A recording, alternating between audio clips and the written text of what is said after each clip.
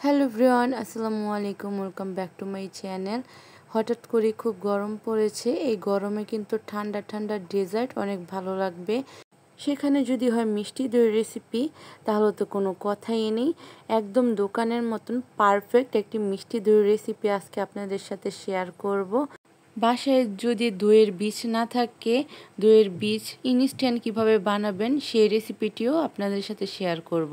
এখানে আমি নিয়েছি 4 টেবিল চামচ ফুল ক্রিম গুঁড়ো দুধ এবং 2 টেবিল চামচ পানি দিয়ে মিশিয়ে নিব এবং 2 টেবিল চামচ পরিমাণ দিয়ে দিব ভিনেগার।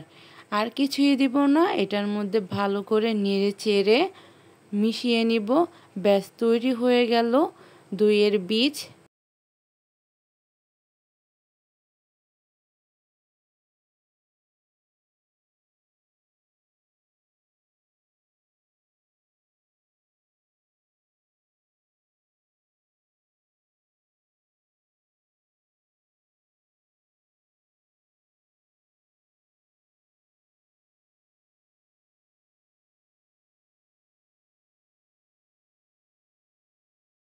সুপ্রিয় দর্শক, এখন একটি প্যানে নিয়েছি 1 কাপ পরিমাণ চিনি।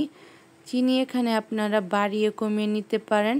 আর 2 টেবিল চামচ পরিমাণ দিয়ে দিব পানি। এখন এটাকে আমি ক্যারামেল করে নিব।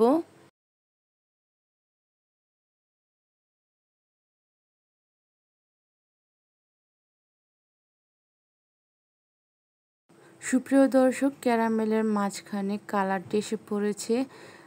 ক্যারামেলের কালারটা চারপাশে যেন সমানভাবে আসে, সেই জন্য একটু নেড়ে চেড়ে দিচ্ছি। এখন এর মধ্যে দিয়ে দিব 1 কাপ করে লিকুইড দুধ। দুধ কিন্তু একেবারে দেওয়া যাবে না, অল্প অল্প করে দিয়ে ক্যারামেলের সাথে আস্তে আস্তে মিশিয়ে নিতে হবে। একসাথে দিলে বলক আসার সাথে সাথেই দুধগুলো উপর দিয়ে পড়ে যাবে। অল্প অল্প দিবেন।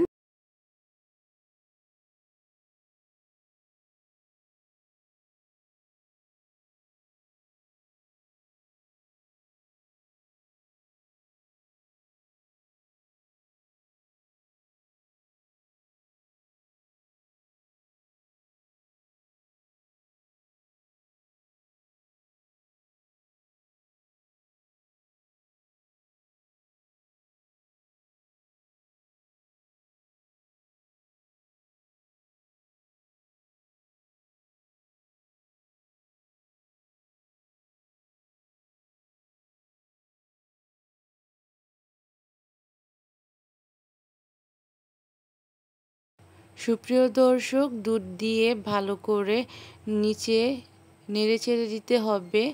আর ক্যারামেলের যে দলা পেকে গেছে সেটা কিন্তু আস্তে আস্তে চলে যাবে।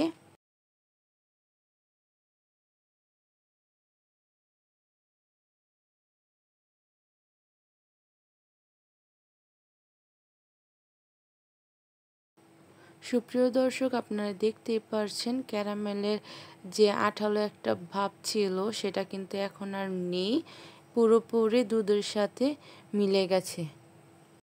সুপ্রিয় দর্শক, দই বসানোর জন্য এখানে আমি একটি মাটির পাত্র নিয়েছি।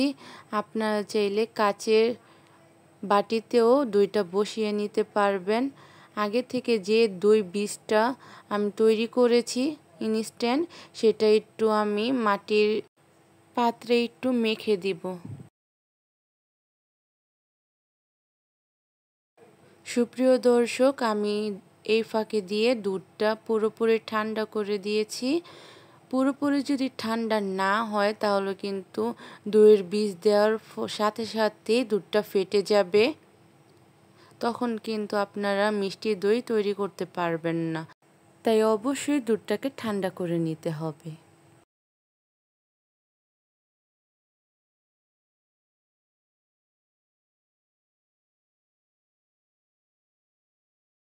সুপ্রিয় দর্শক, দইয়ের বীজটা দুধের মধ্যে দেওয়ার পর একটা হ্যান্ড হুইসের সাহায্যে আমি পুরোপুরি মিশিয়ে নিব।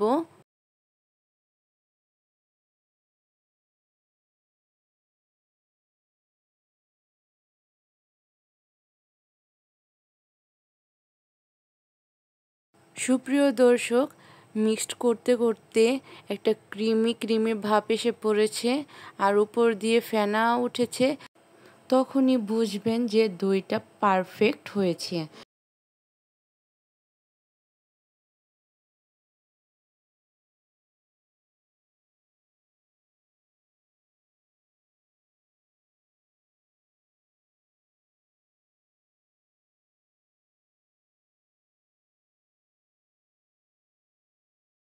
সুপ্রিয় দর্শক, এখন একটি ছাঁকনির সাহায্যে ছেঁকে মাটির পাত্রে দিয়ে দিব, না হলে কিন্তু দইটা বসে যাওয়ার পর লাম্পস থাকবে। ছাঁকার ফলে কোনো লাম্পস থাকবে না।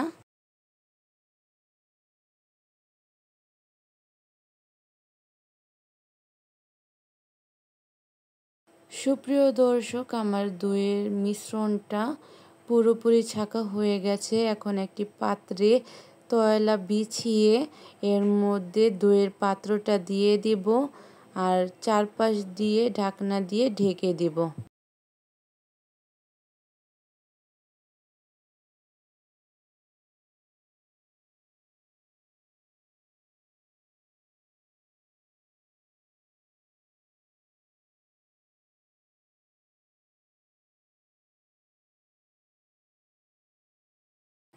সুপ্রিয় দর্শক, ইদানিং অনেক গরম পড়েছে, তাই জন্য ছাদে আমি দইয়ের পাত্রটা রেখে দিয়েছি। সূর্যের আলোতে দইটা পুরোপুরি সেট হয়ে যাবে। 4 ঘন্টার জন্য রেখে দিয়েছিলাম এবং 1 ঘন্টা আমি ফ্রিজে রেখেছিলাম। তারপর এই রেজাল্ট। এখন আপনাদের সার্ভ করে দেখাবো। আশা করছি ভিডিওটি আপনাদের ভালো লাগবে। আমার প্রত্যেকটি টিপস এবং ট্রিক আপনারা ফলো করলে আপনাদেরও এরকম দোকানের মতন পারফেক্ট মিষ্টি দই তৈরি করতে পারবেন। আশা করছি রেসিপিটি ভালো লাগবে। ভালো লাগলে লাইক, কমেন্ট, শেয়ার দিয়ে আমার পাশে থাকবেন। অন্য কোনো নতুন ভিডিও নিয়ে আপনাদের মাঝে আবার আমি হাজির হব। নেক্সট কীরকম ভিডিও চান আমাকে অবশ্যই কমেন্ট বক্সে জানাবেন। আর কারা কারা আমার রেসিপি বাসায় ট্রাই করেন এবং কেমন হয় আমাকে অবশ্যই কমেন্ট বক্সে জানাবেন। ইউটিউব থেকে দেখে থাকলে আমার চ্যানেলটি অবশ্যই সাবস্ক্রাইব করে দিবেন। ফেসবুক থেকে দেখে থাকলে অবশ্যই আমার চ্যানেলটি ফলো করে দিবেন। আল্লাহ হাফিজ। আসসালামু আলাইকুম।